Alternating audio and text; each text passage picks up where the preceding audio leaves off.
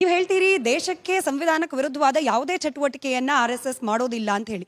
ಆದರೆ ಸಂಘದ ಸದಸ್ಯರು ರಾಷ್ಟ್ರಗೀತೆಯನ್ನ ಒಪ್ಪೋದಿಲ್ಲ, ರಾಷ್ಟ್ರಧ್ವಜವನ್ನ ಹಾರಾಟ ಮಾಡೋದನ್ನ ಬಲವಂತವಾಗಿ ಎಷ್ಟೋ ವರ್ಷಗಳ ನಂತರದಲ್ಲಿ ಪ್ರಾರಂಭ ಮಾಡಿದ್ರು. ಹೀಗೊಂದು ಅಪವಾದ ಇದೆ. ಇದೆಲ್ಲವೂ ಕೂಡ ಭಾರತದ ಸಂವಿಧಾನದ ಅಡಿಯಲ್ಲಿರುವ ನಿಯಮಗಳಿಗೆ ವಿರುದ್ಧವಾಗಿ ನಿಲ್ಲೋದಿಲ್ವಾ ಅಂತ.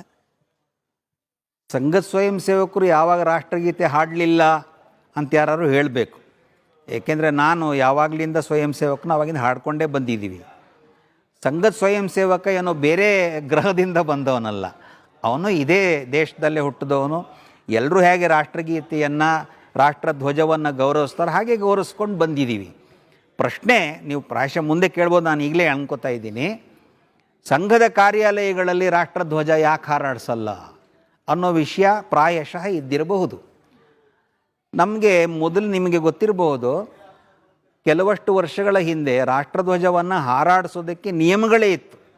ಪ್ರೈವೇಟ್ ಜಾಗದಲ್ಲಿ ಹಾರಾಡಿಸ್ಬಾರ್ದು, ಮನೆಗಳ ಮೇಲೆ ಹಾರಾಡಿಸ್ಬಾರ್ದು ಅನ್ನೋ ನಿಯಮನೂ ಇತ್ತು. ಹಾಗಾಗಿ ನಮ್ಮ ಯಾವುದೇ ಮನೆಯಲ್ಲಾಗಲಿ ದೇವಸ್ಥಾನದಲ್ಲಾಗಲಿ ಸಂಘದ ಕಾರ್ಯಾಲಯ ಒಂದು ಮನೆ ಇದ್ದಂಗೆ ಅಷ್ಟೇ ಅದು. ಹಾಗಾಗಿ ಹಾರಿಸ್ತಾ ಇರಲಿಲ್ಲ.